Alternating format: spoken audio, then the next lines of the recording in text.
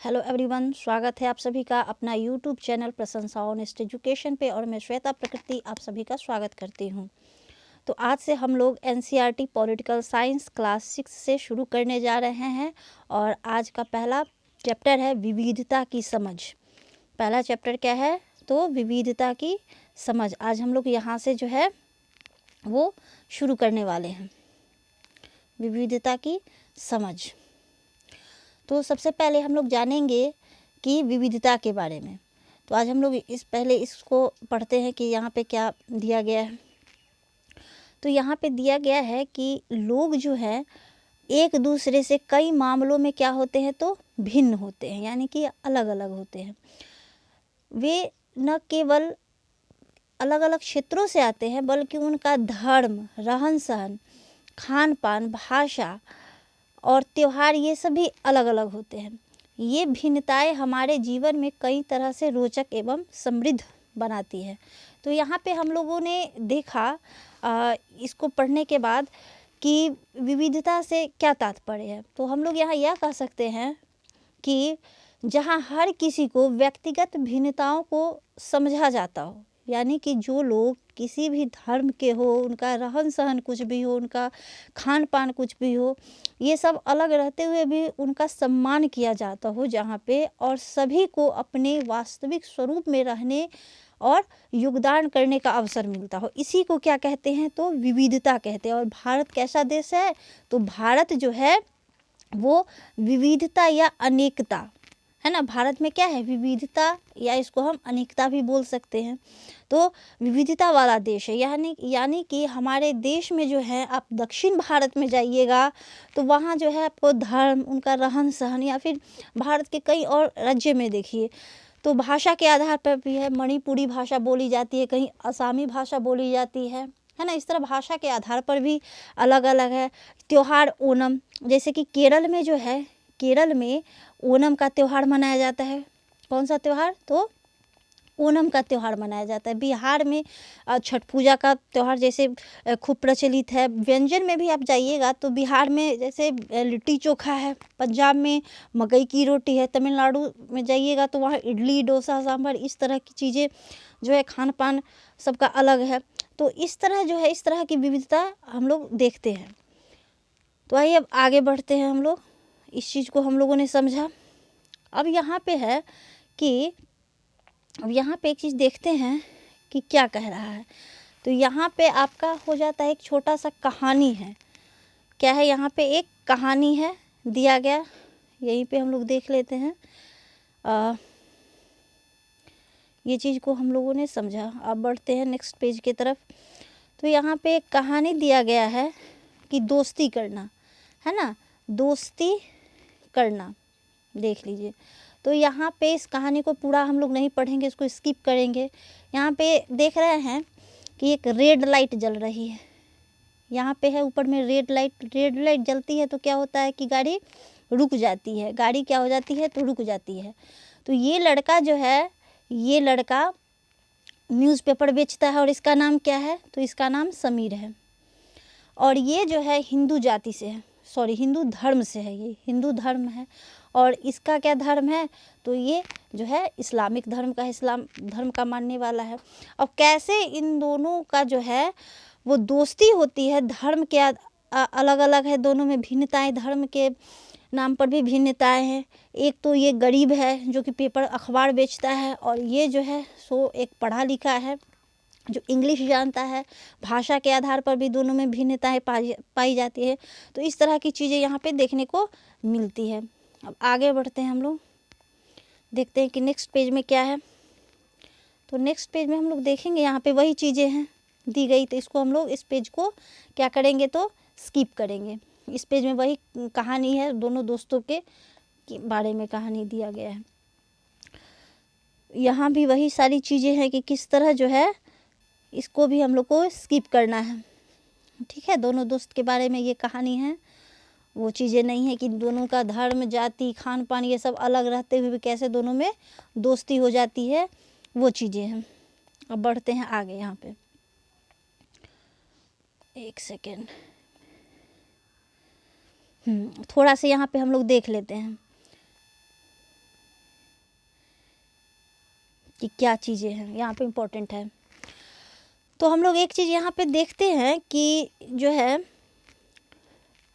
समीर जो है, यहाँ पे दो समीर है। जो एक पेपर बेचता है उसका भी नाम समीर है, और जो लड़का जो उसे पेपर खरीदता है उसका भी नाम क्या है, तो समीर है। दोनों में किस तरह भिन्नताएं हैं। तो क्या है कि एक जो है एक अच्छी तरह से हिंदी बोलता है जो पेपर बेचता है, और दूसरा जो है वो अंग्रेजी बोलता है, लेकिन हिंदी भी वो अच्छी तरीके से समझ जाता है। तो दोनों जो है एक दूसरे से बात कर पाते हैं, दोनों की भाषाएं अलग अलग होते हुए भी। अब यहाँ क्या है कि समीर एक और समीर दो, दोनों की धार्मिक और सांस्कृतिक पृष्ठभूमि क्या है, तो अलग अलग है। एक समीर हिंदू है, मैंने बताया था पहले ही, और दूसरा क्या है, तो मुसलमान है ना। फिर भी दोनों में क्या हुई, दोस्ती हो गई। अब उनका खान पान, पहनावा, धर्म, भाषा, इन सब में क्या है, भिन्नताएं, विविधता के पहलू हैं। ये सब विविधता के अगर पहलू पूछा जाएगा कि विविधता के पहलू क्या है, तो खान पान, पहनावा, धर्म, भाषा, ये सब विविधता के पहलू हैं। अब एक चीज़ हम लोग यहाँ पे देखेंगे, क्या देखेंगे कि एक सेकेंड, यहाँ पे अब हम लोग देखेंगे कि कह रहा है कि अपनी विविध धार्मिक संस्कृति, अपनी विविध धार्मिक संस्कृति, एक सेकेंड,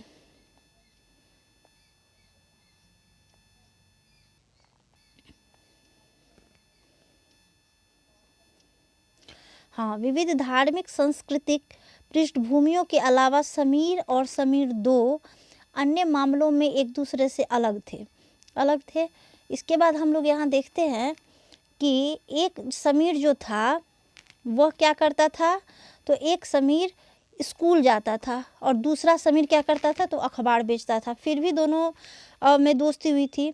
समीर दूसरा को स्कूल जाने का मौका मिला ही नहीं, जो पेपर बेचता था ये इस लड़का को स्कूल जाने का मौका जो था वो नहीं मिला, है ना। और अपने संभवतः और इलाकों में ऐसे कई लोगों को देखा होगा जो क्या है, गरीब होते हैं। आप देखे होंगे कि बहुत सारे लोग क्या होते हैं, गरीब होते हैं, लेकिन जिनका भोजन और कपड़े की ज़रूरत भी पूरी नहीं होती है। लेकिन अगर इस चीज़ में बोला जाए कि जो गरीब है वो विविधता का रूप है, तो नहीं, ये विविधता का रूप नहीं है, बल्कि ये गैर बराबरी है। अब एक को क्या है कि पढ़ाई की सारी सुविधाएं मिली, दूसरा गरीब है उसको वो सारी सुविधाएं नहीं मिली, तो वो इसको हम विविधता का रूप नहीं बोलेंगे, इसको क्या कहेंगे, गैर बराबरी बोलेंगे। गैर बराबरी का मतलब है कि कुछ लोगों के पास न ही अवसर है और न ही ज़मीन या पैसे जैसे संसाधन है जो दूसरों के पास है। इसीलिए गरीब और अमीरी, यहाँ देख लीजिए, इसको मैं लिखती हूँ, गरीब और अमीरी, ये दोनों जो है वो विविधता का रूप नहीं है। ठीक है, ये क्या है, तो ये गैर बराबरी है। गरीबी और अमीरी क्या है, तो गैर बराबरी है। इसको असमानता भी हम बोल सकते हैं। क्या बोल सकते हैं, तो असमानता। अब हम लोग आगे बढ़ते हैं। अब देखेंगे एक चीज़ कि जाति व्यवस्था। अब यहाँ पे देख लीजिए, जाति व्यवस्था ये भी असमानता का एक और उदाहरण है। जाति व्यवस्था यानी कि कोई किसी जाति का है, कोई किसी जाति का है, इसको भी हम विविधता नहीं बोल सकते, इसको भी क्या बोलेंगे, असमानता। क्या बोलेंगे इसको, जाति व्यवस्था को, इसको भी बोलेंगे असमानता। ये भी क्या है, तो ये भी असमानता है। ठीक है, अब आगे बढ़ते हैं। अब हम लोग आते हैं पेज नंबर 7 की तरफ। यहाँ देखिए क्या है, अब देखिए जाति में हम लोग देखते हैं कि यहाँ पे जाति में जैसे मान के चलिए कोई अगर कुम्हार के घर में पैदा हुआ है तो वो क्या, उसकी जाति क्या कहलाएगी, कुम्हार कहलाएगी, है ना। अगर कोई व्यक्ति जाति से जुड़ा पेशा भी नहीं बदल सकता था, क्या होता था कि जो जाति से कुम्हार का काम होता है, बर्तन वगैरह ये सब मिट्टी का बनाना, तो वो पेशा नहीं बदल सकता था। इसलिए उस ज्ञान के अलावा किसी अन्य ज्ञान को हासिल करना ज़रूरी नहीं समझाता था। इसे क्या कहा जाता है, गैर बराबरी। इसी से गैर बराबरी पैदा हुई, इसको ध्यान में रखेंगे कि गैर बराबरी कैसे पैदा हुई।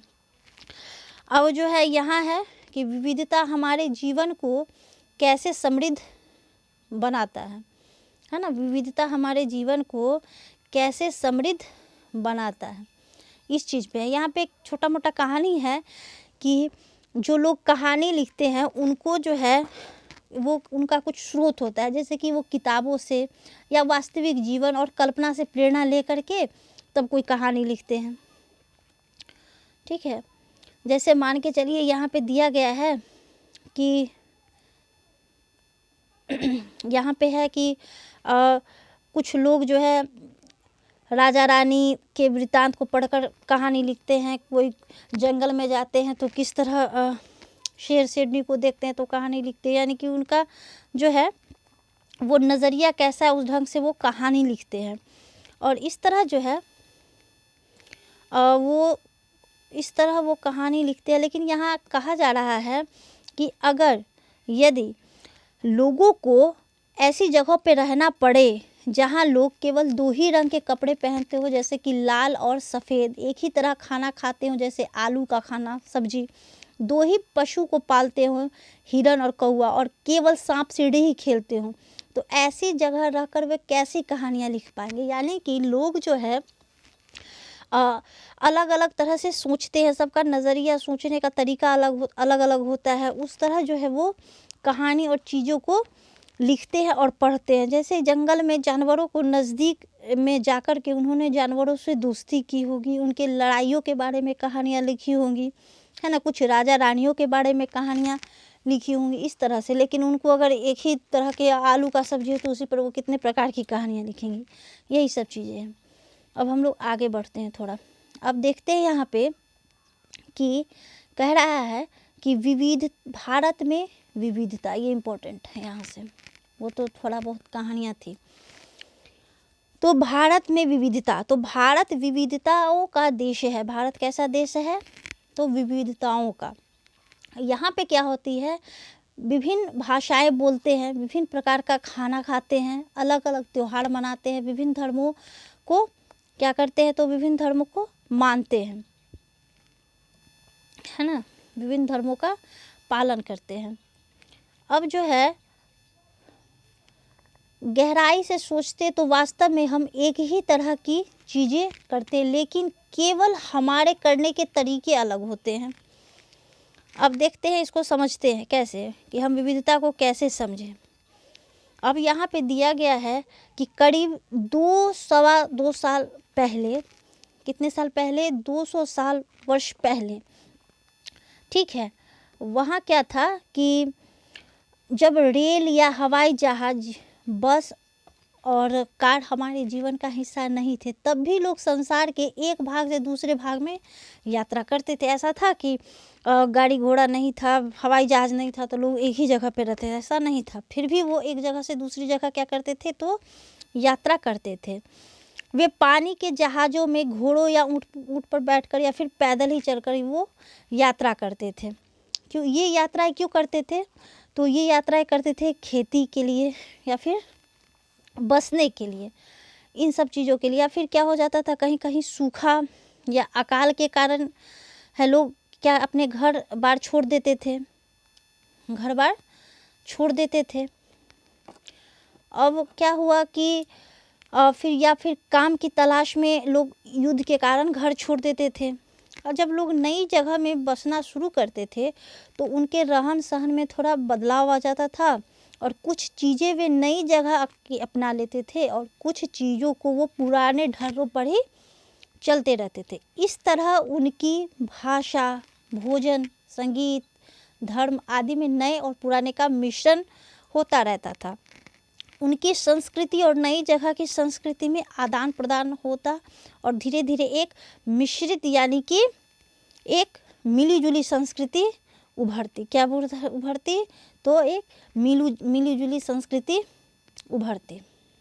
ठीक है, अब हम लोग आगे देखेंगे कि इसके इतिहास को देखने से क्या पता चलता है, कि इसके इतिहास को देखने से ये पता चलता है कि किस तरह विभिन्न सांस्कृतिक प्रभावों ने वहाँ के जीवन और संस्कृति को आकार में योगदान दिया। तो ये सब चीज़ है, और उनकी जो है विशिष्ट इतिहास के कारण विविधता संपन्न हो जाते हैं। कि कहने का मतलब ये हुआ कि पहले के ज़माने में जो है लोग ये हवाई जहाज़, रेलगाड़ी ये सब नहीं रहते हुए भी लोग एक जगह से दूसरी जगह यात्रा करते थे। और यात्रा करने का कारण क्या था? तो या तो था कि खेती के लिए, है ना, या फिर कहीं बस जाते थे, या सूखा या अकाल हो जाता था, इस कारण भी लोग एक जगह से दूसरी जगह चले जाते थे। तो जहाँ जाते थे वहाँ जो उनकी जो संस्कृति थी वो तो उनका था ही, और जहाँ वो जाते थे वहाँ की जो संस्कृति है, जो भाषा है, जो रहन सहन है, उसको भी वो अपना लेते थे। इस तरह क्या हो जाता था कि मिश्रित मिली जुली संस्कृति एक उभरती थी, एक नया संस्कृति वहाँ पे नयापन आ जाता था। ये सब सारी चीज़ें यहाँ पे हैं। अब हम लोग आगे बढ़ते हैं, थोड़ा यहाँ पे समझते हैं क्या।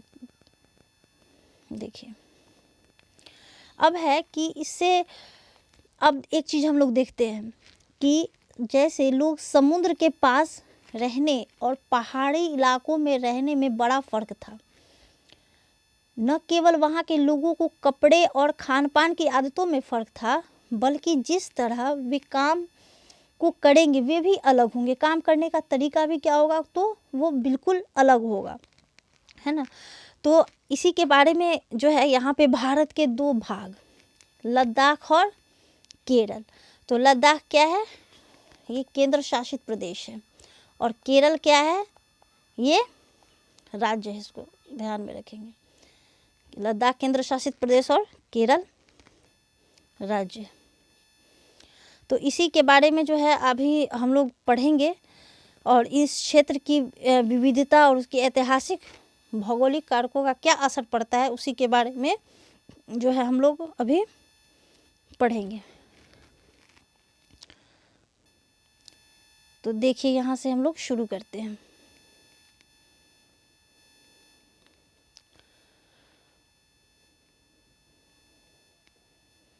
अब देखिए लद्दाख, अभी मैंने बताया कि लद्दाख क्या है, तो ये केंद्र शासित प्रदेश है।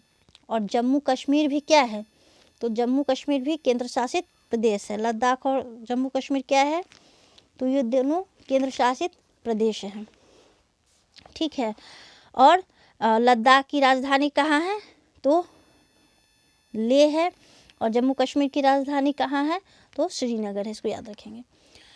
चलिए यहाँ से पढ़ाई करते हैं कि लद्दाख जम्मू और कश्मीर के पूर्व पहाड़ियों में बसा एक रेगिस्तानी इलाका है। लद्दाख क्या है, जम्मू और कश्मीर के पूर्व में है। किधर है, जम्मू कश्मीर के पूर्व में बसा हुआ है। और यह कैसा इलाका है, तो रेगिस्तानी इलाका है। यहाँ पर बहुत ही कम खेती संभव है। ये कहाँ की बात हो रही है, तो ये लद्दाख की बात हो रही है। यहाँ पे कम खेती संभव है क्योंकि इस क्षेत्र में बारिश जो है वो बिल्कुल नहीं होती है। लद्दाख में बारिश होती है तो बिल्कुल नहीं बारिश होती है।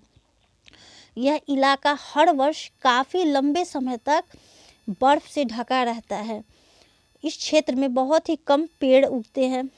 पीने के पानी के लिए लोग गर्मी के महीनों में पिघलने वाली बर्फ़ पर निर्भर रहते हैं। तो पानी के लिए भी वो जो है पिघलने वाले बर्फ़ पर निर्भर रहते हैं, ठीक है। यहाँ के लोग एक ख़ास किस्म की क्या बकरी पालते हैं। कहाँ के लोग, तो लद्दाख के बारे में बात हो रही है, ठीक है। बकरी पालते हैं जिसे पश्मीना ऊन मिलता है।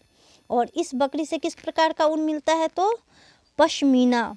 यह ऊन कीमती है, इसलिए पश्मीना सालें बड़ी महंगी होती है। लद्दाख के लोग बड़ी सावधानी से इस ऊन को इकट्ठा करके कश्मीर के व्यापारियों को बेच देते हैं। देखो क्या होता है कि लद्दाख के लोग जो है बकरी पालते हैं जिसे पश्मीना ऊन मिलता है, और ऊन निकाल करके क्या करते हैं, कश्मीर के व्यापारियों के हाथ से ये बेच देते हैं। तो मुख्यतः कश्मीर में ही पश्मीना शालें बुनी जाती हैं। तो पश्मीना शालें बुनी कहाँ जाती है, तो कश्मीर में ऊन निकाल करके और कश्मीर के व्यापारियों को बेच दिया जाता है। अब है यहाँ के लोग दूध से बने पदार्थ जैसे कि मक्खन, चीज़, खास तरह का एक छेना होता है, और मांस खाते हैं, ठीक है। ये सब चीज़ें खाते हैं। और हर एक परिवार के लोग जो है कुछ गाय, बकरी और याक होते हैं। यानी कि हर परिवार के पास जो है, किसी के पास कुछ गाय होंगी तो किसी के पास बकरी या फिर याक होती हैं। अब जो है यहाँ हम लोग देखेंगे कि रेगिस्तान होने का यह मतलब नहीं है कि व्यापारी यहाँ आने के लिए आकर्षित नहीं हुए। ठीक है, रेगिस्तान होने का यहाँ मतलब ऐसा नहीं है कि व्यापारी यहाँ नहीं आते। लद्दाख तो व्यापार के लिए एक अच्छा रास्ता माना गया है, क्योंकि यहाँ कई घाटियाँ हैं। लद्दाख में क्या है, तो कई घाटियाँ हैं, ये याद रखेंगे, जिससे गुजरकर मध्य एशिया के काफिले उस इलाके में पहुँचते थे जिसे आज तिब्बत कहते हैं। ठीक है, मध्य एशिया के काफिले उस इलाके में पहुंचते थे जिसे क्या कहते थे, तिब्बत। ये काफिले अपने साथ मसाला, कच्चा रेशम, दाड़िया ये लेकर चलते थे। ये सब सारी चीज़ें लेकर के चलते थे। लद्दाख के रास्ते में बौद्ध धर्म तिब्बत पहुंचा। देखिए, ये प्रश्न ऐसा नहीं है कि ये क्लास 6 की एनसीईआरटी है तो किसी भी कॉम्पिटिटिव एग्ज़ाम में, है ना, एनसीईआरटी से ही प्रश्न पूछे जाते हैं और ज़्यादातर बेसिक प्रश्न ही पूछे जाते हैं, जिसको लोग इग्नोर कर देते हैं। तो इस पे ध्यान रखिएगा कि देखिए, लद्दाख के रास्ते ही बौद्ध धर्म तिब्बत पहुंचा। अगर प्रश्न आता है कि बौद्ध धर्म जो है वो तिब्बत कैसे पहुंचा, किस रास्ते, तो लद्दाख के रास्ते, है ना। तो लद्दाख को छोटा तिब्बत भी कहा जाता है। छोटा तिब्बत भी कहा जाता है किसको, तो लद्दाख को। करीब 400 साल पहले यहाँ पर लोग इस्लाम धर्म से परिचय हुआ। तिब्बत में 400 साल पहले यहाँ पर लोगों का इस्लाम धर्म से परिचय हुआ और अब अच्छी खासी संख्या में मुसलमान रहते हैं। यानी तिब्बत में जो है अच्छा खासा संख्या में कौन सा धर्म, तो मुसलमान लोग रहते हैं, है ना। लद्दाख में गानों और कविताओं का बहुत ही समृद्ध मौखिक संग्रह है। तिब्बत का ग्रंथ, इसको एकदम इम्पोर्टेंट है, इसको ध्यान में रखेंगे। क्या नाम है, केसर सागा। तिब्बत का ग्रंथ, इसका नाम है केसर सागा, लद्दाख में काफ़ी प्रचलित है, केसर सागा। ठीक है, उसके स्थानीय रूप में मुसलमान और बौद्ध दोनों ही लोग गाते हैं और उस पर नाटक खेलते हैं। ठीक है, तिब्बत में बौद्ध है और मुसलमान, यानी कि ये दोनों मिलकर के लोग गाते हैं और उस पर क्या खेलते हैं, तो नाटक खेलते हैं। ठीक है, अब हम लोग आगे बढ़ते हैं, पेज नंबर 11। अब देखिए, हम लोगों ने अभी किसके बारे में पढ़ा, लद्दाख के बारे में पढ़ा। अब हम लोग जो हैं पढ़ रहे हैं केरल के बारे में। किसके बारे में, केरल। केरल क्या है, लद्दाख जहाँ केंद्र शासित प्रदेश था वहीं केरल क्या है, तो ये एक राज्य है। ठीक है, तो भारत के दक्षिणी पश्चिमी कोने में, किधर, भारत के कौन से दिशा में, तो दक्षिणी पश्चिमी कोने में बसा हुआ राज्य है। यह एक तरफ, इसके एक तरफ क्या है, तो समुद्र से घिरा हुआ है। केरल एक तरफ समुद्र से घिरा हुआ है और दूसरी तरफ क्या है, पहाड़ियों से। केरल के एक तरफ समुद्र है तो दूसरी तरफ पहाड़ी है। इन पहाड़ियों पर विविध प्रकार के मसालों जो है वो मिलते हैं। जैसे कौन से मसाले, काली मिर्च, लौंग, इलायची आदि ये सब उगाए जाते हैं। इन मसालों के कारण यह क्षेत्र व्यापारियों के लिए बहुत ही आकर्षक बना। सबसे पहले, ये इम्पोर्टेंट है, इसको ध्यान में रखेंगे, सबसे पहले अरबी और यहूदी व्यापारी केरल आए। ठीक है, केरल में सबसे पहले कौन से व्यापारी आए, तो अरबी एवं यहूदी व्यापारी केरल आए, ऐसा माना जाता है। कौन से व्यापारी, अरबी और यहूदी। ठीक है, तो ऐसा माना जाता है कि ईसा मसीह के धर्मदूत, इनका क्या नाम था, संत थॉमस। ईसा मसीह के धर्मदूत संत थॉमस जो लगभग 2000 साल पहले यहाँ आए। ईसा मसीह के धर्मदूत थे संत थॉमस। यहाँ कब आए, 2000 साल पहले। और भारत में ईसाई धर्म लाने का श्रेय उन्हीं को जाता है, इसको याद रखेंगे। भारत में ईसाई धर्म लाने का श्रेय किन्हें जाता है, तो संत थॉमस को। है ना। और ईसाई मसीह के ये धर्मदूत थे। सबसे पहले कहाँ, तो केरल में। अरब से कई व्यापारी यहाँ आकर बस गए। कहाँ, केरल में। एक चीज़ और है, इसको भी याद रखेंगे। देखिए इब्न बतूता जो करीब 700 साल पहले यहाँ आए, अपने वृत्तांत मुसलमानों के जीवन विवरण देते हुए।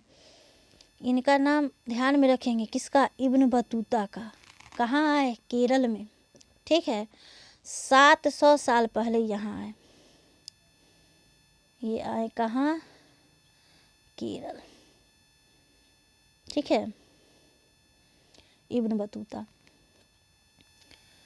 इसके बाद है कि जीवन का विवरण देते हुए लिखा कि मुसलमान समुदाय की यहाँ बड़ी इज्जत थी। इन्होंने क्या लिखा कि मुसलमान समुदाय की यहाँ बड़ी इज्जत थी। मुसलमान समुदाय के बारे में लिखा कि इज्जत है। कहाँ, तो केरल में।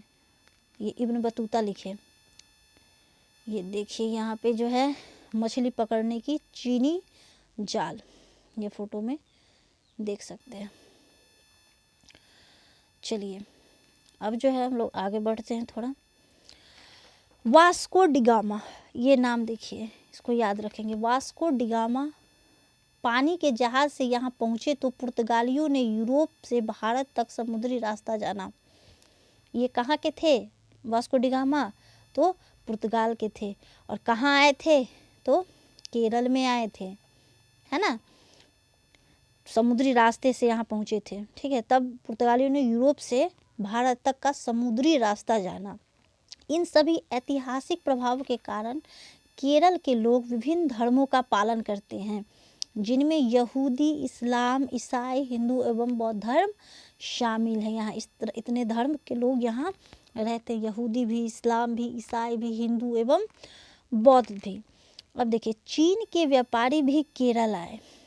चीन के व्यापारी भी केरल आए। यहाँ पर मछली पकड़ने के लिए जो जाल इस्तेमाल किए जाते हैं वो कहाँ के होते हैं, वह जाल जो इस्तेमाल किए जाते वो भी चीन का होता है। वे चीनी जालों से हूबहू मिलते हैं और उन्हें क्या कहा जाता है, चीना वाला कहा जाता है। चीना वाला।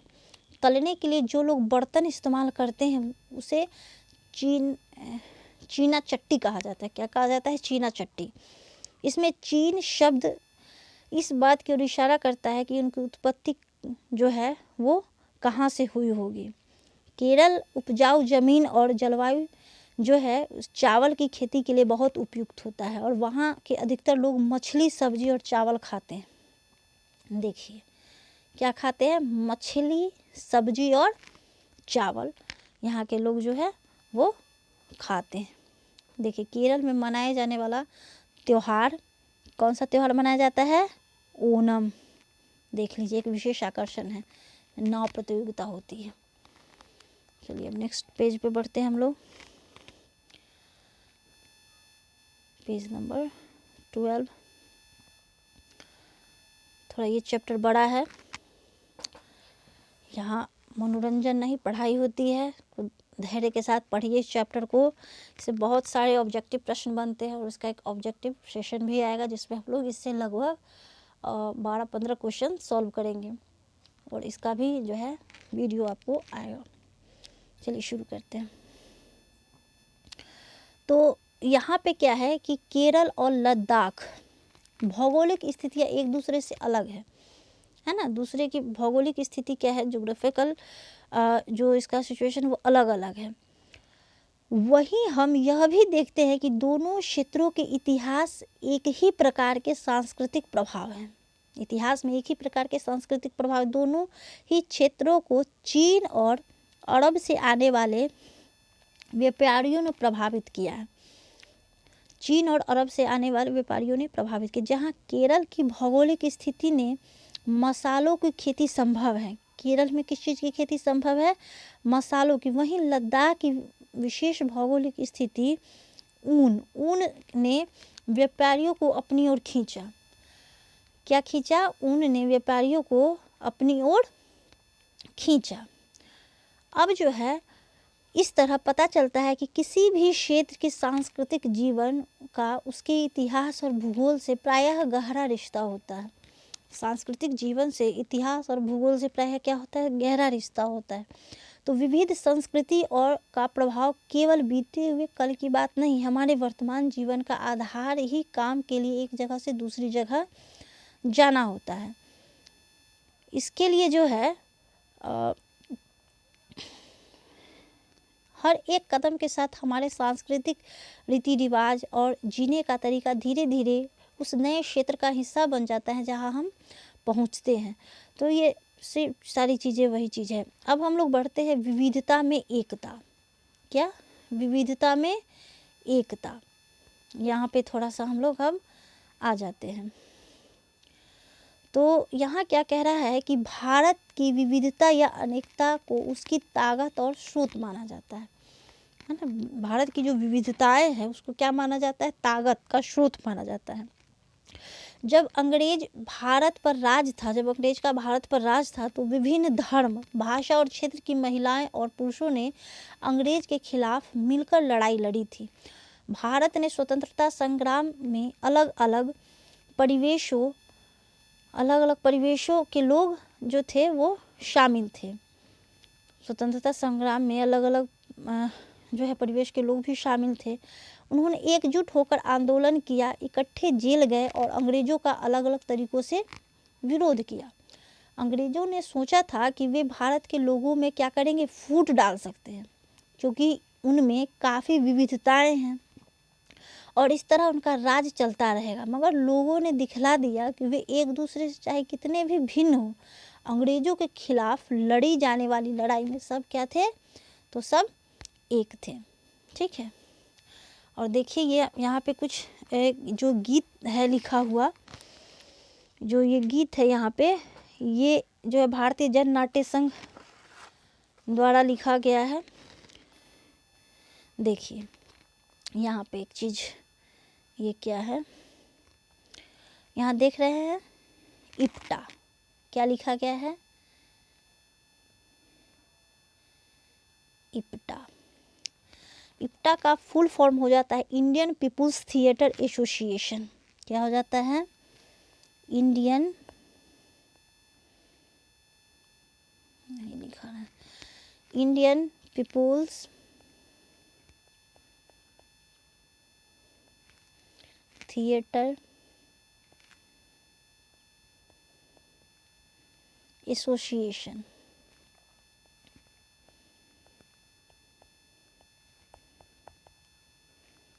ठीक है। मतलब कि भारतीय जन नाट्य संघ, इसका उद्देश्य था, इप्टा का जो संस्था था, कि आज़ादी के आंदोलन और जन जागरण के लिए एक थिएटर यानी कि रंगमंच के माध्यम से सांस्कृतिक कार्य करना था। ये इसका उद्देश्य था। ठीक है, इसका यही उद्देश्य था।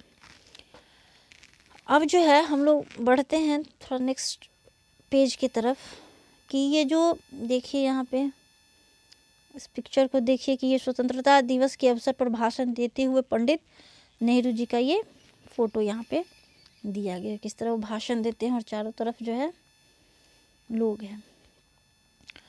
तो अब हम लोग यहाँ पे बढ़ते हैं। अब देखिए ये जो गीत था यहाँ पे, जो भारतीय जन नाट्य संघ इप्टा के द्वारा जो लिखा गया था, तो यह गीत अमृतसर में हुए जालियांवाला बाग हत्याकांड के बाद गाया जाता था। ठीक है, ये गीत था दिन खून के हमारे प्यारे न भूल जाना, इसको आप लोग पढ़ लीजिएगा। तो ये गीत कब गाया गया था? तो अमृतसर में हुआ था जालियांवाला बाग हत्याकांड। ठीक है, ये कब हुआ था? तो ये हुआ था 13 अप्रैल, ठीक है, 1919 को। कब हुआ था? 1919 को हुआ था। और दिन क्या था? तो बैसाखी का दिन था। और यह क्यों हुआ था? तो यह जो हुआ था रॉलेट एक्ट के विरोध में हुआ था। किसके विरोध में हुआ था? तो ये जो है यहाँ पे दिया गया है कि रॉलेट एक्ट के यह विरोध में हुआ था। ठीक है, तो इसमें क्या था ना, रॉलेट एक्ट को काला कानून भी कहा जाता था, यानी कि बिना वकील, बिना दलील, बिना अपील, no lawyer, no arguments, no appeal, यानी कि किसी भी व्यक्ति को बिना मुकदमा चलाए, बिना वकील के, बिना अपील के उसको जेल में रखने का अधिकार था ब्रिटिश के पास इस एक्ट के द्वारा, कौन सा एक्ट, तो रॉलेट एक्ट, इसी के विरोध में जो है लोगों को पकड़ के जेल में डाल दिया जाता था। तो सारे लोग जो है अमृतसर में जालियांवाला बाग जो था वहाँ पे सब इकट्ठा हुए थे। तो इसी में एक जो था ब्रिटिश जनरल, उसका नाम था जनरल डायर, है ना, उसके कहने पे गोलियां चलवा दी, जिससे क्या हुआ कि उन शांति प्रिय निहत्थे लोगों पर खुलेआम गोलियां चलवा दी। ठीक है, जनरल डायर जो बाग में इकट्ठे होकर सभा कर रहे थे, उसमें महिला, पुरुष, हिंदू, मुस्लिम, सिख, बहुत सारे लोग थे जो अंग्रेज की पक्षतापूर्ण नीति का क्या कर रहे थे, तो विरोध करने के लिए जमा हुए थे। ठीक है, उसके नीति का विरोध करने के लिए जमा हुए थे। इसके बाद क्या हुआ कि उसमें से बहुत से लोगों की जानें गई और बहुत सारे लोग घायल हुए। यह गीत उन्हीं शहीदों की याद में गाया गया था। ठीक है, इप्टा वाला जो था, दिन खून के हमारे प्यारे न भूल जाना, खुशियों में अपनी हम पर आंसू बहा के जाना, ये गीत था। तो स्वतंत्रता संग्राम के दौरान उभरे गीत और चिन्ह विविधता के प्रति हमारा विश्वास बनाए रखते हैं। ठीक है, क्या आप भारतीय झंडे की कहानी जानते हैं? स्वतंत्रता संग्राम के दौरान भारत के झंडे की परिकल्पना, ये सब सारी चीज़ें हैं। अब क्या हुआ कि झंडे को सारे भारत में लोगों ने अंग्रेजों के खिलाफ इस्तेमाल किया। अब इसी में जवाहरलाल नेहरू जी जो थे, उनकी एक किताब थी, किताब का नाम था भारत की खोज। किताब का क्या नाम था? भारत की खोज। इसको इंग्लिश में क्या कहेंगे? Discovery of India. इन्होंने किताब लिखी थी अहमदनगर किले जेल में रहते हुए 1942 से 45 के बीच में, और यह किताब पब्लिश हुआ 1946 में। तो भारत की खोज लिखी। इसमें जो है उन्होंने इस किताब में जो है उन्होंने क्या किया, तो भारतीय एकता कोई बाहर से थोपी हुई चीज़ नहीं है, बल्कि यह बहुत ही गहरी है, जिसके अंदर अलग अलग तरह के विश्वासों और प्रथाओं को स्वीकार करने की भावना है। इसमें विविधता को पहचाना और प्रोत्साहित किया जाता है। ये चीज़ें उन्होंने बोली, और ये नेहरू ही थे जिन्होंने भारत की विविधता का वर्णन करते हुए अनेकता में एकता का विचार हमें दिया। अच्छा, अनेकता में एकता का विचार किसने दिया? तो पंडित नेहरू, जो स्वतंत्र भारत के पहले क्या बने? प्रधानमंत्री। ठीक है, ये चीज़ें हुई। अब हम लोग थोड़ा सा आगे यहाँ पे बढ़ जाते हैं। ये आपका चैप्टर जो है लगभग ख़त्म ही है। थोड़ा सा यहाँ पे हम लोग देख लेते हैं कि क्या है, तो एक इसको समझिएगा थोड़ा। यहाँ है रविंद्रनाथ टैगोर।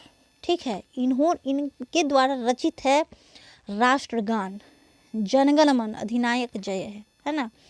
इसको जो है 1911 का एक अधिवेशन हुआ था। कहाँ हुआ था? तो कलकत्ता में अधिवेशन हुआ था। ठीक है, इसी में पहली बार गाया गया था इसको। इस राष्ट्रगान को पहली बार कब गाया गया था? तो 1911 के कलकत्ता अधिवेशन में, जो कांग्रेस का, भारतीय राष्ट्रीय कांग्रेस का जो अधिवेशन चल रहा था, उसी में पहली बार 1911 में इस राष्ट्रगान को गाया गया। लेकिन इसको जो है 24 जनवरी 1950 को, कब? 24 जनवरी 1950 को इसको संविधान सभा के द्वारा भारत के राष्ट्रगान के रूप में अपनाया गया था। कब अपनाया गया? तो 24 जनवरी 1950 को राष्ट्रगान और राष्ट्रगीत दोनों को। राष्ट्रगीत क्या है? तो वंदे मातरम, जिसको किसने लिखा है? बंकिम चंद्र चट्टोपाध्याय ने। ठीक है, इसको भी जो है 24 जनवरी 1950 को अपनाया गया। तो आज का जो सेशन है यही ख़त्म होता है, और जो इस चैप्टर को मैंने पढ़ाया है उसको अच्छे से पढ़िए, और इसमें जो है लगभग 12 से 15 क्वेश्चन का ऑब्जेक्टिव वीडियो भी आएगा, और इस तरह हम लोग निरंतर जो है बढ़ते रहेंगे, और चैप्टर वाइज पहले क्लास 6 को ख़त्म करेंगे, फिर 7 को, इसी तरह हम लोग निरंतर पढ़ते रहेंगे। आज के लिए इतना ही, धन्यवाद।